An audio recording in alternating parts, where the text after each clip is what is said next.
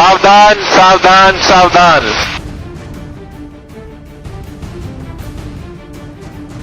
समुद्र में तूफान आ रहा है, आपसे अनुरोध है कि आप नजदीकी बंदरगाह की तरफ चले जाएं। जी हाँ दोस्तों, इस वक्त की बहुत ही बड़ी खबर आ रही है भारत देश से। भारत देश के अंदर इलाका है वेस्ट बंगाल और पड़ोसी देश बांग्लादेश का, जहां पर बे ऑफ बंगाल है और वहीं पर ही एक तूफान आ रहा है, जिस तूफान का नाम बताया जा रहा है साइक्लोन रिमल।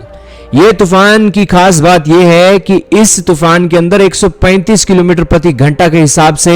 तेज हवाएं चलने वाली हैं और समुद्र की लहरें तटों से टकराने वाली हैं, और इतनी तेज रफ्तार हवाओं के कारण कहीं किसी का नुकसान ना हो जाए, उस नुकसान को रोकने के लिए हमारी इंडियन कोस्ट गार्ड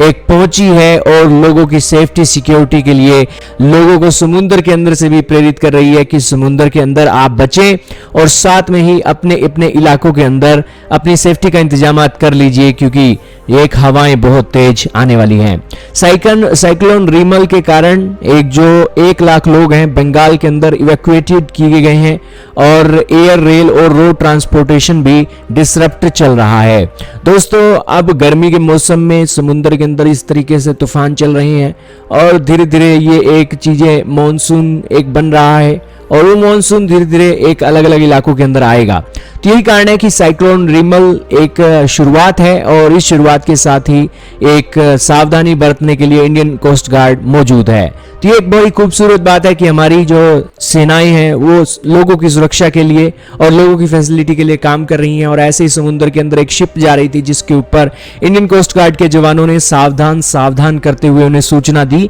कि समुद्र के अंदर एक तूफान आ रहा है और जल्दी से जल्दी आप कोई नजदीकी बंदरगाह के ऊपर अपनी शिप को लेकर चले जाएं, नहीं तो तूफान के अंदर आपकी शिप को भी नुकसान हो सकता है। वेल दोस्तों, इंडियन कोस्ट गार्ड की तैयारियां भी आप देख रहे हो, जिसके अंदर वो पूरी तैयारी कर रहे हैं कि अगर कोई समुद्र के अंदर फंसा भी हुआ तो उनको इस शिप के चलते भी निकालने का प्रयास किया जाएगा। तो यही कारण है कि ये एक खास बनाता है हमारी कैपेसिटी को और इससे देश निर्माण की प्रक्रिया है उसको और भी बल मिलता है। दोस्तों, किसी भी देश की सिक्योरिटी महत्वपूर्ण होती है और लोगों की सेफ्टी के लिए जो हमारी इंडियन कोस्ट गार्ड लगी हुई है उसके काम की सराहना करना बनता है। आपका क्या मानना है कमेंट सेक्शन में जरूर बताइएगा।